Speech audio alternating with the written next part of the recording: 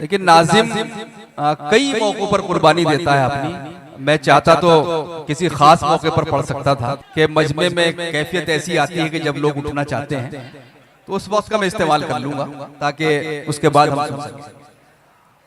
बस जरा सा उठ जाए तो मैं पढ़ना शुरू करूं। हाँ हाँ, बैठ जाए। नहीं नहीं, बिगड़ेगा नहीं, सुधरेगा। कुछ लोगों के जाने से सुधरता है, आपको अंदाजा नहीं है जी।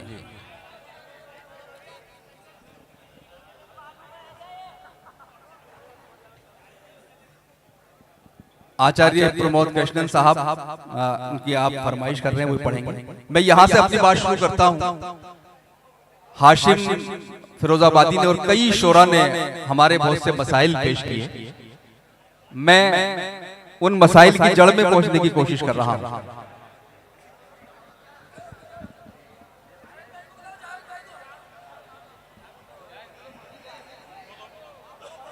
यार कुछ तमीज है आपको? हैं? मतलब मजमा उठ रहा है, मैं उनको पढ़वा दूं जावेद भाई को? कुछ सीखा है? नहीं नहीं, क्या क्या तरीका तुम्हारा यार? ये पूरी पूरी रात हो गई, आप लोग मजाक उड़ा बना रहे हैं मजहब का भी उसका भी।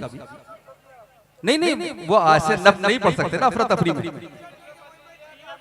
समझाना चाहिए इनको।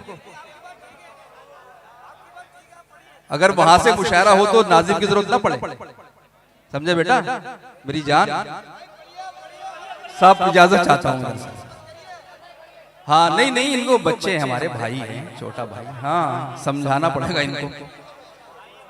मैं यहां से 4 मिसरों से अपनी बात शुरू करता हूं। पूरी रात दर्द बयान किया गया और हाशिम भाई भी कह रहे थे कि जहां आपको रोना चाहिए वहां आप हंसने लगते हैं। मैं उन मसलों की जड़ में पहुंचने की कोशिश कर रहा हूं। इजाजत दें साहब मुझे? अर्ज करता हूं कि सांप जब तक आस्तीनों के न मारे जाएंगे, सांप जब तक आस्तीनों के न मारे जाएंगे, हौसला कितना भी हो हम जंग हारे जाएंगे। सांप जब तक आस्तीनों के न मारे जाएंगे, हौसला कितना भी हो हम जंग हारे जाएंगे।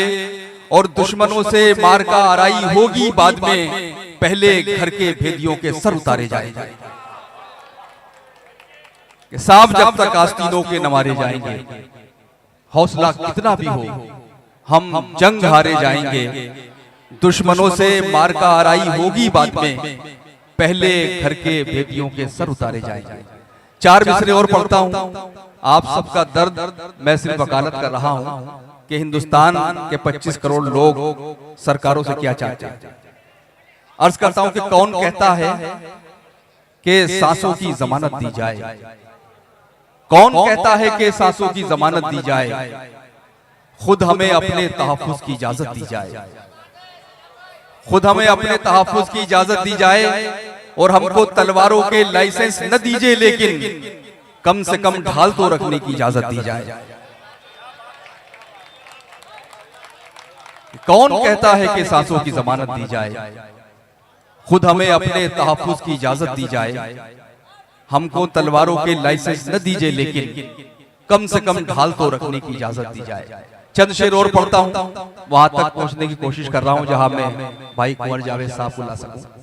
अर्ज करता हूं, हमारे दोस्त अनस साहब यहाँ अलीगढ़ से तशरीफ लाए हैं, उन्होंने हुक्म दिया है, वो शेर पढ़ देता हूं।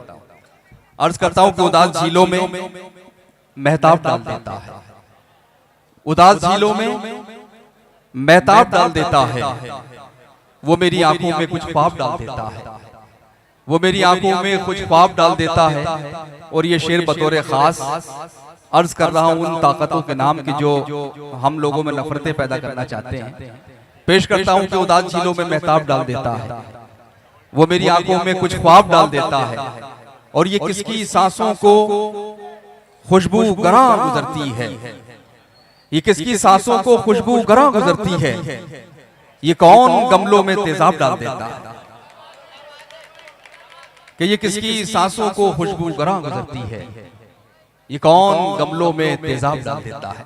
ये शेर मैंने पढ़े। अब मैं जिस तरह की शायरी करता हूं वो एक गजल पढ़ के फिर इजाजत चाहूंगा, लेकिन एक बार मुझे आप इजाजत दीजिए, लगे कि आप शायरी की हिफाजत कर रहे हैं आखिर तक। देखिए लोगों के जज्बात के साथ खेलकर बहुत कुछ किया जा सकता है, सियासतदान भी ये काम करते हैं, लेकिन हम गजल की जबान में बात करते हैं। अर्ज करता हूँ ताज़ा गजल हमारे उन दोस्तों के लिए। मैं ये समझता हूँ कि पूरे मजमे में अगर चंद लोगों को आपको कोई शेर याद हो जाए तो मैं समझता हूँ कि कीमत वसूल हो जाती है। हजारों लोगों की दाद और ताली उससे कुछ नहीं होता, वो वक्ती तमाशा होता है।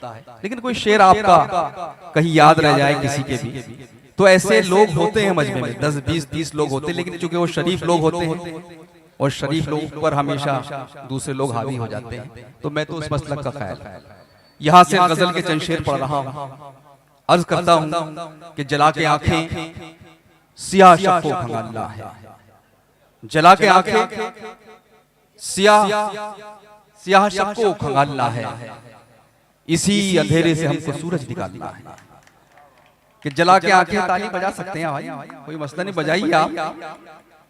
मैं ये शेर इन लोग इसलिए कि मायूस हमको नहीं होना है, डॉक्टर इंदर हितेश साहिबा हैं, सुमित भाई बैठे हैं, ये शेर पर इसलिए पढ़ रहा हूँ कि जला के आंखें सियाह शक को खंगालना है, इसी अंधेरे से हमको सूरज निकालना है। और एक गजल का शेर आपको अच्छा लगेगा, आपकी अपनी बात महसूस होगी, मैंने उसको गजल बनाया है। अर्ज करता हूं कि जो बाकी चीजें हैं वो तो मैं सब संभाल लूंगा, जो बाकी चीजें हैं वो तो मैं सब संभाल लूंगा, तुम्हें ये करना है सिर्फ मुझको संभालना है। जो बाकी चीजें हैं वो तो मैं सब संभाल लूंगा, जो बाकी चीजें हैं वो तो मैं सब संभाल लूंगा, बहुत शुक्रिया, तुम्हें ये करना है सिर्फ मुझको संभालना है। और ये सादा सा शेर के वो संग दिल है मगर उसे मोम कर रहा हूं, वो संग दिल है मगर उसे मोम कर रहा हूं, इन्हीं चट्टानों से मुझको दरिया निकालना है। वो संग दिल है मगर उसे मोम कर रहा हूं, इन्हीं चट्टानों से मुझको दरिया निकालना है। और एक शेर खास तौर से पढ़ रहा हूं हल्द्वानी के जो बाज़ोक लोग हैं उनकी नजर करते हुए कि एक अजीब व गरीब मौजू मैंने शेर में बांधा है, सब लोगों की तवज्जो चाहूंगा। इतना कंपटीशन है आज कि जरूरी नहीं कि आप बहुत पढ़ लिख कर आप उस मनसब पर पहुंच जाएं, या आप अगर सलाहियत है तो आप वहां पहुंच जाएं, लेकिन अगर आप किसी ओहदे पर किसी मनसब पर नहीं पहुंच पाते तो इसका ये भी मतलब नहीं होता कि आपके अंदर सलाहियत कम है, क्योंकि भीड़ है, फैसले जो है वो लॉटरी के जरिए हो रहे हैं, कुरे अंदाजी के जरिए हो रहे हैं। इस तमहीद के साथ मैं शेर पढ़ रहा हूँ हल्द्वानी के बाज़ोक लोगों की जहनों में जगह बनाने के लिए। अर्ज करता हूँ कि इन्हीं चट्टानों से मुझको दरिया निकालना है। और शेर ये कहा है, इसकी आपको लाज रखनी पड़ेगी। पेश करता हूँ कि शिकस्त जिसका नसीब होगी कुछ उसका सोचो। जावेद भाई शेर सुने कि शिकस्त जिसका नसीब होगी कुछ उसका सोचो, तुम्हारा क्या है तुम्हें तो सिक्का उछालना है। कि शिकस्त जिसका नसीब होगी कुछ उसका सोचो, तुम्हारा क्या है तुम्हें तो सिक्का उछालना है, तुम्हारा क्या है तुम्हें तो सिक्का उछालना है। और ये शेर भी पढ़ रहा हूं कि वही गली जिसकी हम कभी खाक छानते थे, वही गली जिसकी हम कभी खाक छानते थे, सितम तो ये है उसी पे अब खाक डालना है, सितम तो ये है उसी पे अब खाक डालना है। वही गली जिसकी हम कभी खाक छानते थे, सितम तो ये है उसी पे अब खाक डालना है। जो बाकी चीजें हैं वो तो मैं सब संभाल लूंगा, तुम्हें ये करना है सिर्फ मुझको संभालना है। अल्लाह का शुक्र है कि मुशायरा फिर दोबारा से बन गया है, हालांकि ये होता है मुशायरों में। बस कुंवर जावेद साहब को हम सुनेंगे, 2-3 शेर एक गजल के मैं और पढ़ता हूँ क्योंकि हमारे दोस्तों को फिर शिकायत रहती है। जी मैं पढ़ता हूँ,